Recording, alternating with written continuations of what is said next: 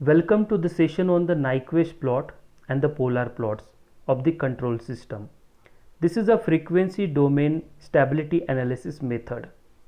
In the previous sessions, we have already studied the root locus, Routh-Hurwitz criteria as well as the Bode plot, which are the various stability analysis techniques. But in the frequency domain analysis, we have the Bode plot and the Nyquist plot. These are the two frequency domain stability analysis methods.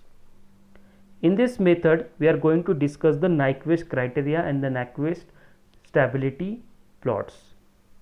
So the Nyquist plot or the polar plot, these are invented by the Nyquist, who worked at the Bell Laboratories.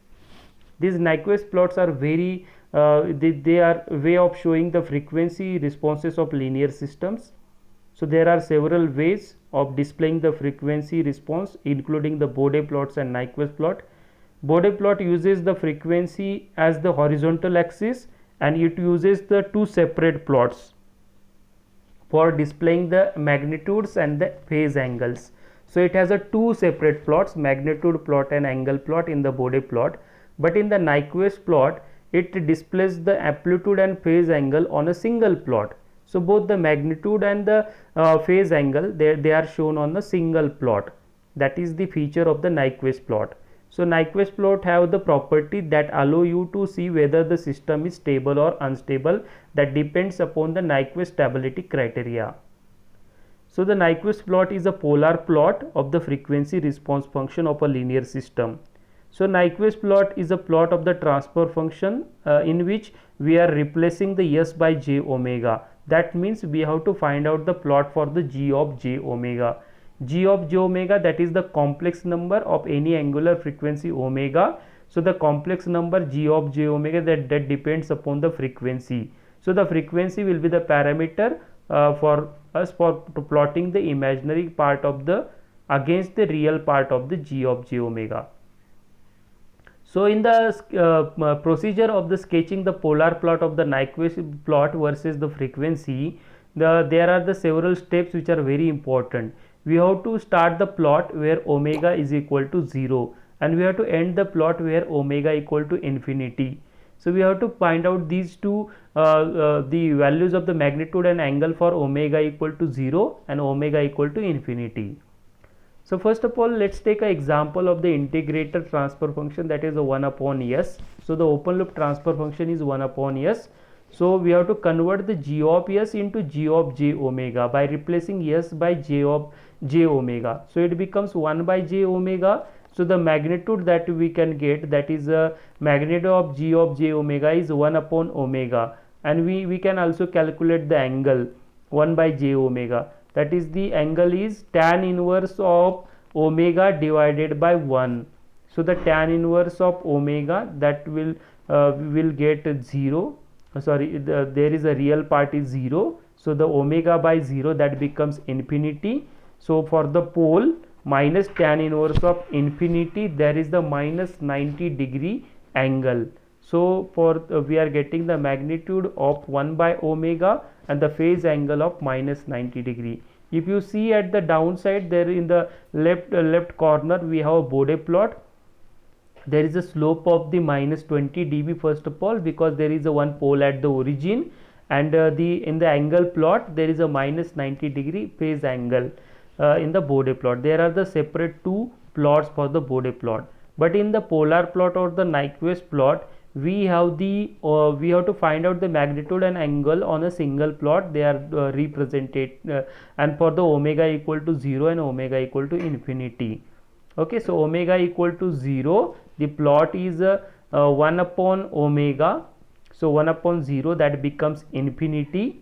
So the magnitude is infinity for origin, and the for the omega equal to infinity, the 1 upon infinity becomes 0. For the omega equal to infinity, our plot is at 0. So it is from infinity to 0, and the angle for which is a guideline for the curve, that is of minus 90 degree, that is shown by the blue line.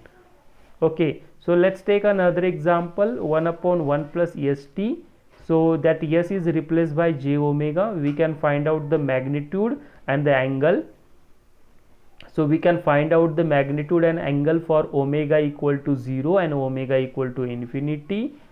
Okay, so we can find out the polar plot for the omega equal to 0 and omega equal to infinity, and this is shown in this figure, the polar plot or the Nyquist plot. So the polar plot and the Nyquist plot for the second order system can be also represented or the determined or the shown by the same principle or the same procedure. So here we are finding the magnitude and the angle for the omega equal to 0 and omega equal to infinity. So this is a graph for this particular example. So this is a very simple for to find out the Nyquist plot or the polar plot. In some examples they will give a block diagram, but don't get confused, because the what we require, that is the open loop transfer function, that is the g of s into h of s.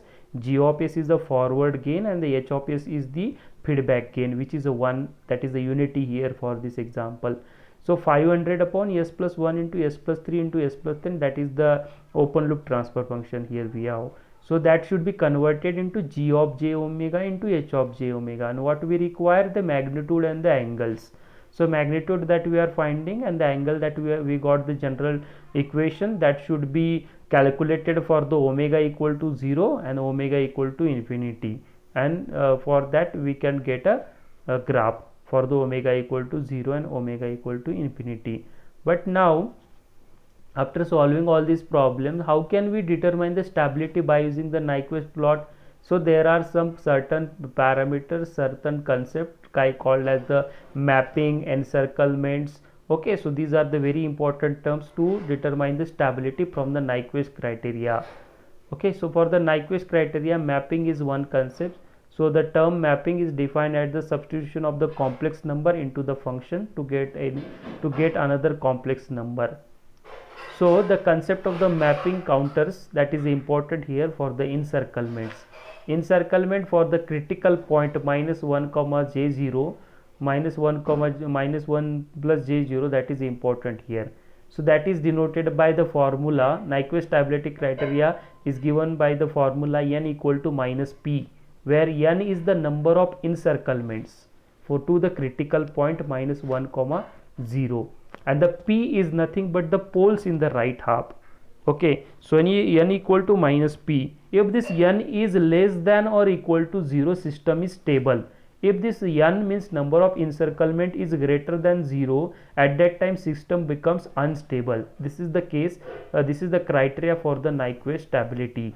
Okay, let's take example 1 upon s into s plus 1, converting the s into j omega, 1 upon j omega into j omega plus 1, that we are getting. Finding the magnitude 1 upon omega under root omega square plus 1 square. The angle is there is a one pole at the origin and one is simple pole there. So minus 90 minus tan inverse of omega, this is the angle. We can put omega equal to 0 and omega equal to infinity here. So the magnitude at omega equal to 0 is infinity and angle is of minus 90 degree, and for the omega equal to infinity, angle magnitude is of 0 and angle is of minus 180 degree. So this is the polar plot and Nyquist plot that we have drawn. But how to find out the stability now?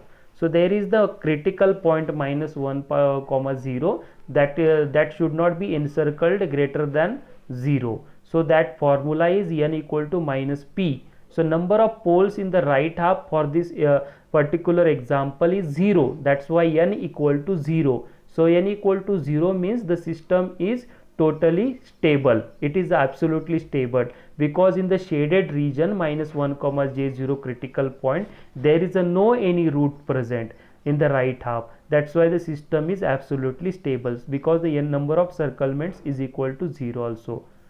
Let's take another example 1 upon s into s minus 1.